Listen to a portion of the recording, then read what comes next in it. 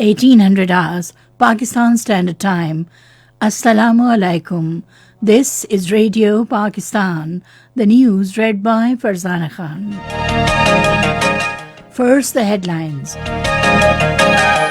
During his visit to Naval Headquarters in Islamabad today, Prime Minister said, declaring 2020 as a year of blue economy manifests the government's emphasis on maritime economy. Pakistan-China border crossing at Khanjarab Pass will be open tomorrow for next 10 days. Minister for Science and Technology says the government doors of negotiations are open on electoral reforms.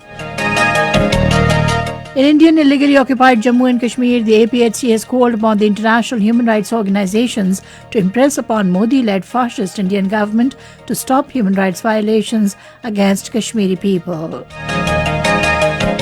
The United Nations Security Council has voiced concern over military escalation and food insecurity in Yemen.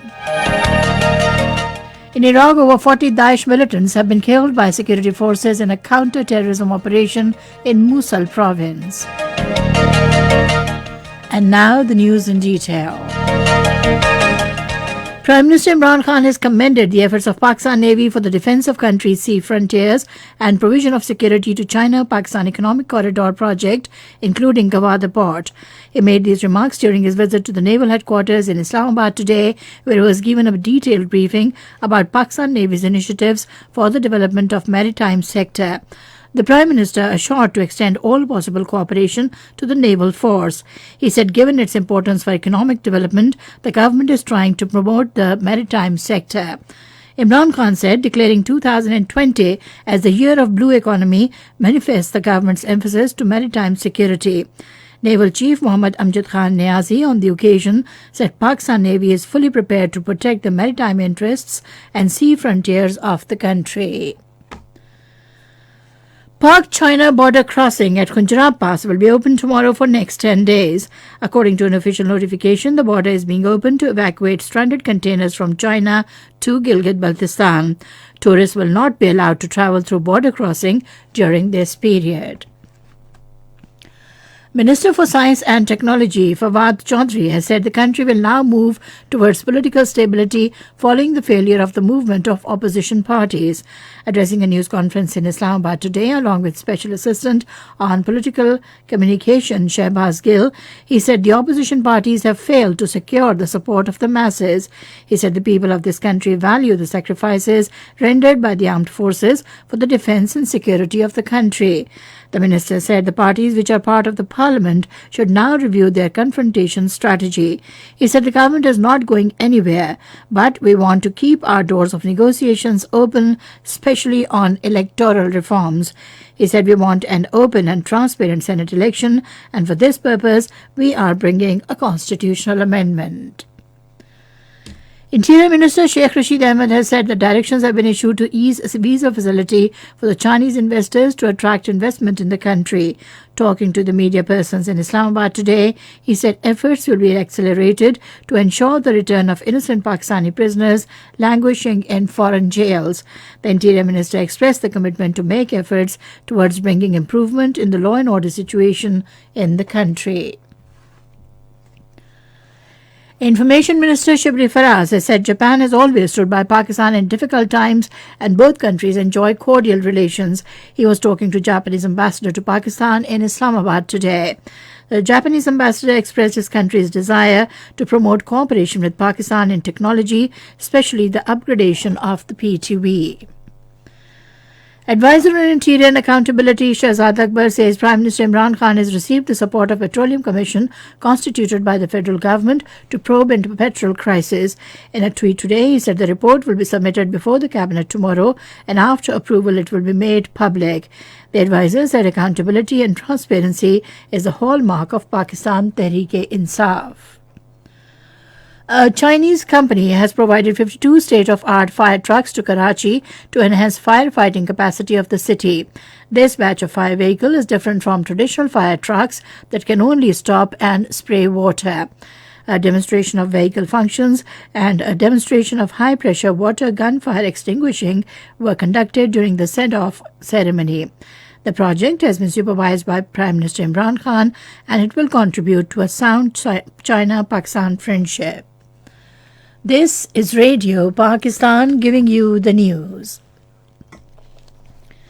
In Indian illegally occupied Jammu and Kashmir, the All-Party Hurriyat Conference has called upon the United Nations, the Organization of Islamic Cooperation and international human rights organizations to impress upon the Modi-led fascist Indian government to stop human rights violations against the Kashmiri people. APHC General Secretary Maulvi Bashir Ahmed, in a statement in Srinagar, said that nocturnal raids, arrest of youth and vandalism by the Indian troops during the frequent crackdown operations had made the life of Kashmiri people a hell. Meanwhile, an analytical report released by Kashmir Media Service today said the grisly dance of death and destruction continues unabated in the occupied territory. Indian authorities arrested senior resistance leader Mushtaqul Islam in Batmalu area of Srinagar today and lodged him in Koti Bagh police station. In Afghanistan, 10 security forces, including a border police commander, have been killed and 6 others wounded in a Taliban attack in northern Kunduz province. The United Nations Security Council has voiced concern over military escalation and food insecurity in Yemen. In a press statement, the Council members reiterated their commitment to an inclusive Yemeni-led and Yemeni-owned political process and reaffirmed the international community's firm commitment to uphold Yemen's sovereignty, unity, independence, and territorial integrity. They also emphasized the importance of facilitating humanitarian assistance and stressed the need for continued donor support for operating environment of the humanitarian response in order to prevent enormous loss of life. In Kuwait, Amir Sheikh Nawaf Al-Ahmad Al-Jaber Al-Sabah has appointed a new government following elections this month. Sheikh Hamad Jabr Al-Ali Al-Sabah will serve as Deputy Prime Minister and Minister of Defense. The cabinet includes 1 woman, Dr. Rana Abdullah Abdul Rahman Al-Faris, reappointed as Minister of Public Works and Minister of State for Housing Affairs. In Iraq, 42 Daesh militants have been killed by security forces in a counter-terrorism operation in Ain al-Jahash area south of Mosul province. Iraqi Army's counter-terrorism division, in a statement, said security forces also destroyed a large number of their shelters during the operation. Security forces continue to carry out frequent operations against the group in parts of the country. The United States has officially announced the removal of Sudan from the list of state sponsors of terrorism. This was announced in a statement by the U.S. Embassy in Khartoum on its Facebook page today. The United States listed Sudan as one of the countries sponsoring terrorism in 1993. And finally, the weather report. Cold and dry weather is expected in most parts of the country, while very cold in northern areas and North Balochistan during the next 12 hours. However, rain with light snowfall is expected in Upper Khyber Pakhtunkhwa and Gilgit-Baltistan. Fog is likely in plain areas of the Punjab and Upper Sindh during morning and night hours. To end the news, the main points once again. During his visit to the Naval Headquarters in Islamabad today, Prime Minister said declaring 2020 as the year of blue economy manifests the government's emphasis to maritime economy. Pak-China border crossing at Punjab Pass will be open tomorrow for next 10 days. Minister for Science and Technology says the government doors of negotiations are open on electoral reforms.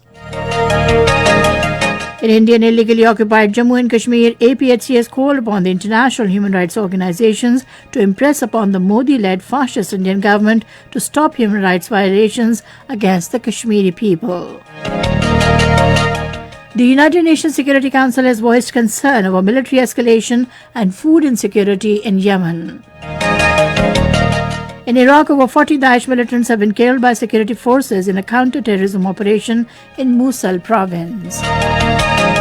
And that is the end of the news. For more news and analyses, log on to our website radio.gov.pk and also watch live video streaming of our bulletins on the link facebook.com/Radio Pakistan News Official.